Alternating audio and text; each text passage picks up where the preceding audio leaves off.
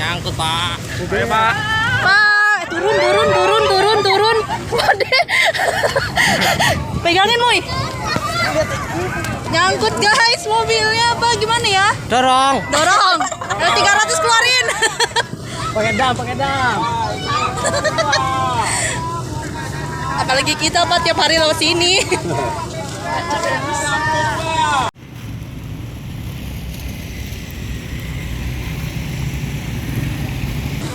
Nyangkut, Pak. Ayo, Pak.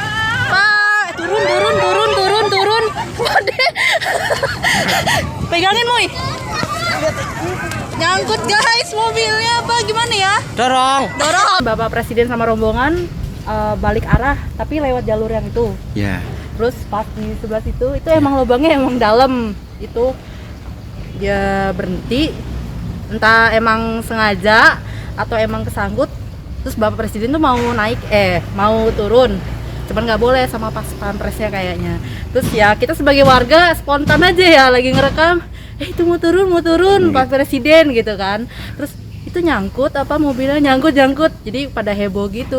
Itu ya kebetulan emang kita lagi ngerekam dari mulai datang sampai pulang lagi gitu ya? Terus itu momen yang bener-bener kayak nggak nyangka gitu.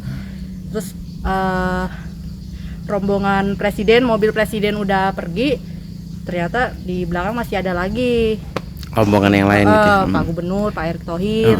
Kita itu kemarin sempat